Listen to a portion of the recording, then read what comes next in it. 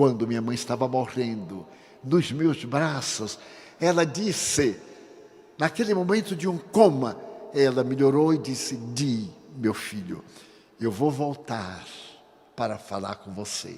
Seus irmãos, seu pai estão aqui. Uma irmã minha suicida está me dizendo: Di, venha, mãe, coçar a minha cabeça. Eu não aguento mais sofrer. Minha irmã suicidou-se 33 anos antes da morte de minha mãe. E esperou que o coração materno fosse arrancado das regiões dolorosas, dos espíritos maus que a perseguiam.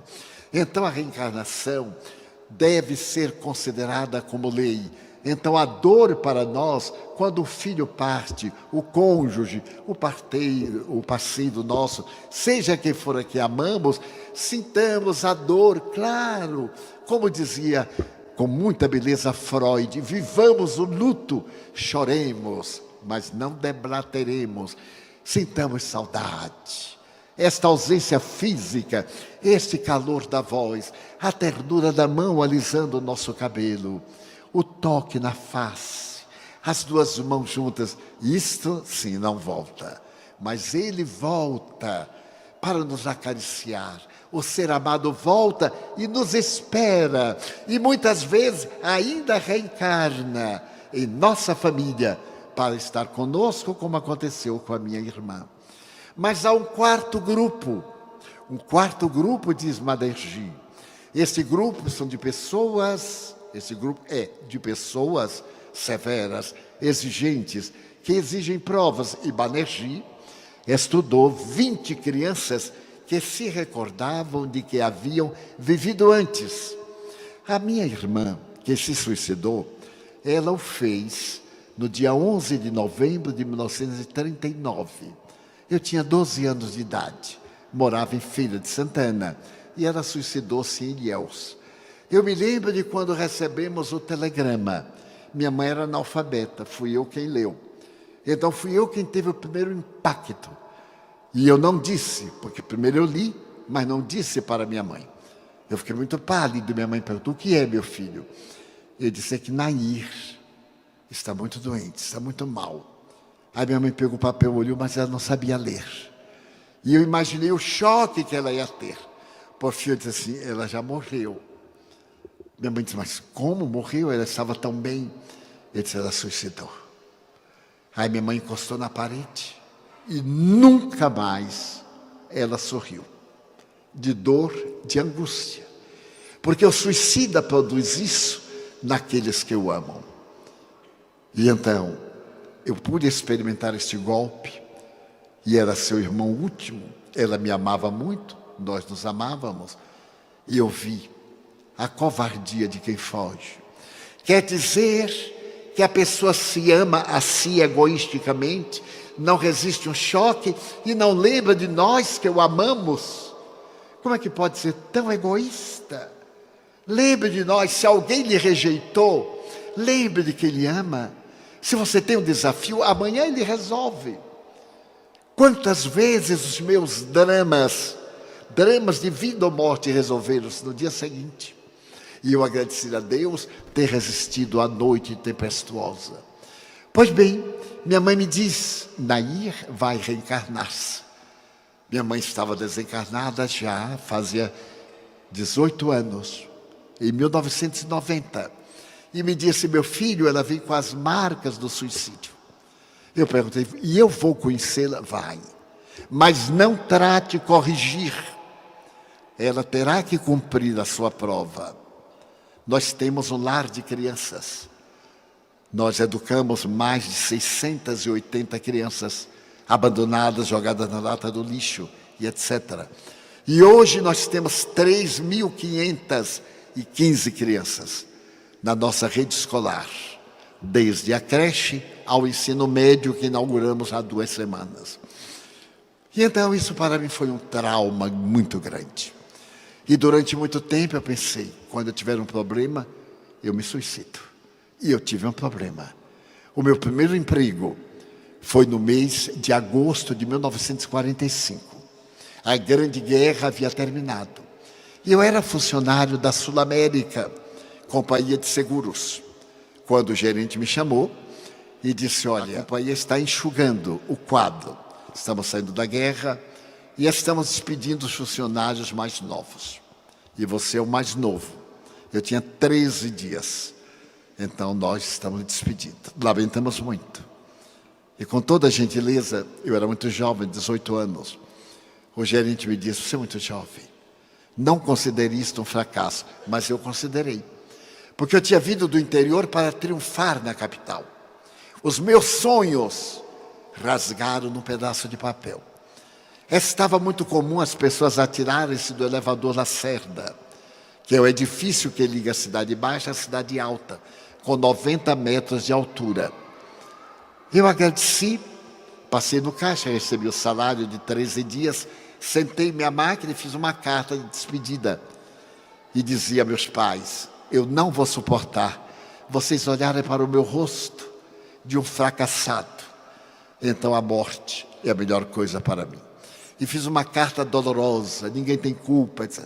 E prendi no meu bolso com um clipe e fui andando na direção do elevador. Mas é uma hipnose do espírito mau. E eu fui assim olhando o chão, sobre o elevador, havia um parapeito de onde as pessoas se atiravam. Depois, amoralharam. Então eu pus as mãos para saltar.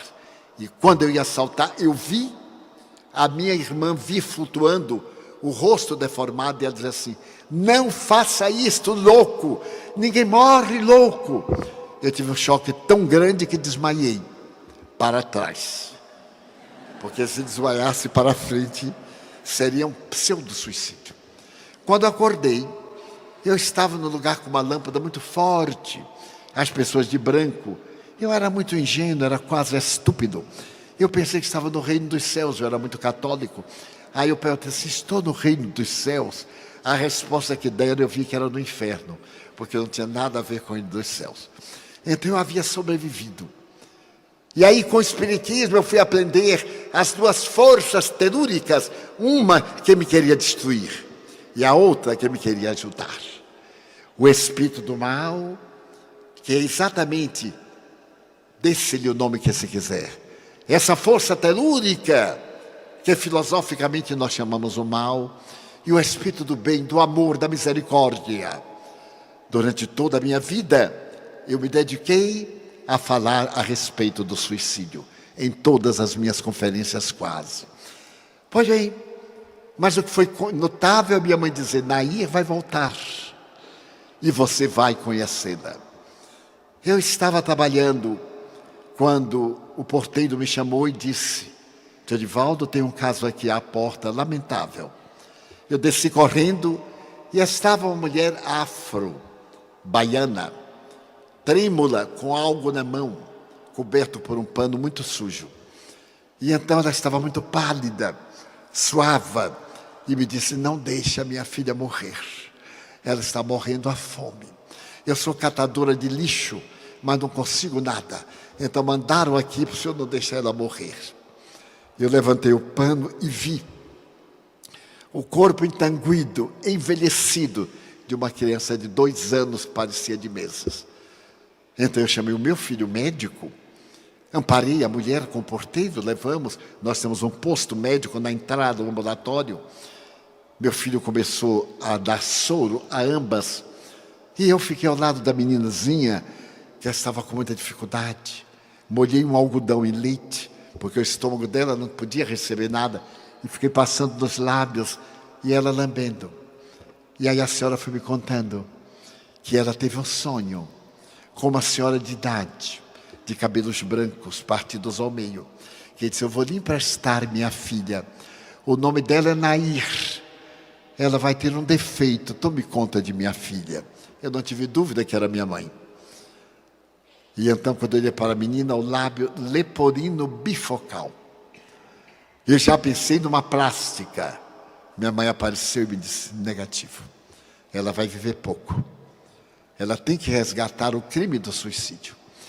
A verdade é que a menina sobreviveu e a mãe também.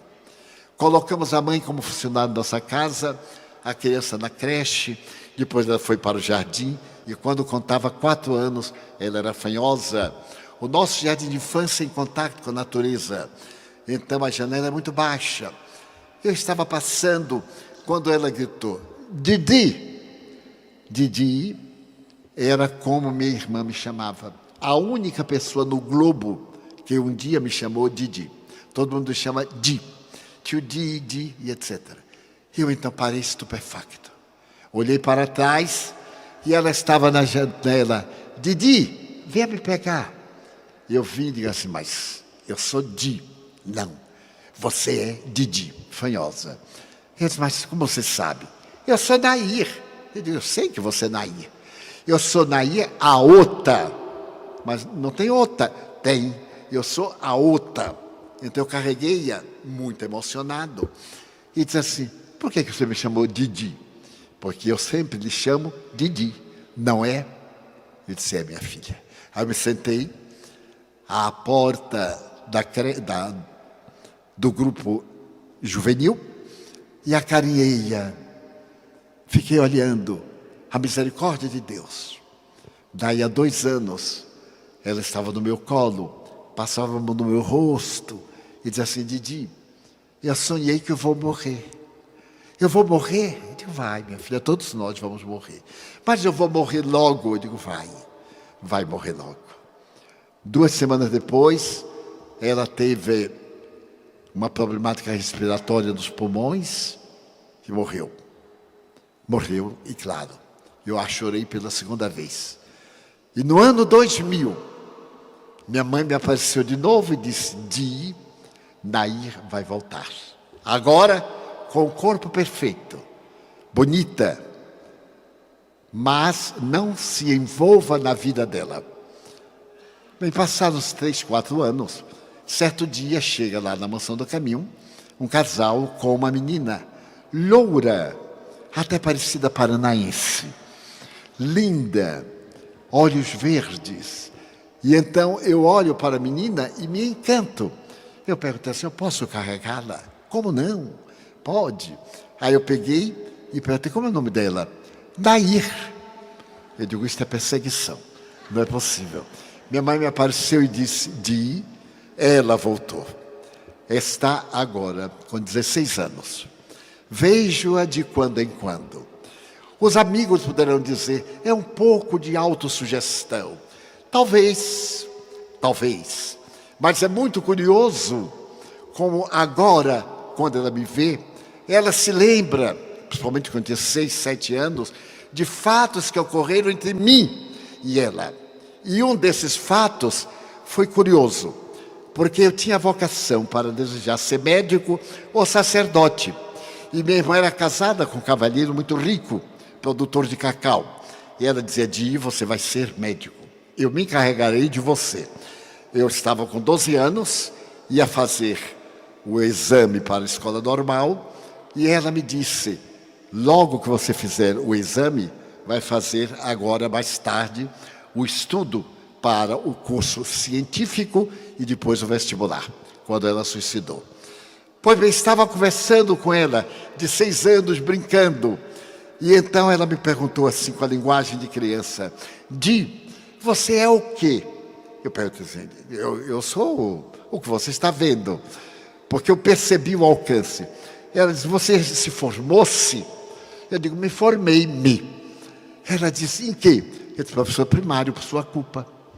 Porque você viajou, e aí eu não podia, ia ser doutor, não era Di. Eu prometi que ia ser médico, não era Didi. Eu digo, vá de reta, Satanás, e me deixe em paz.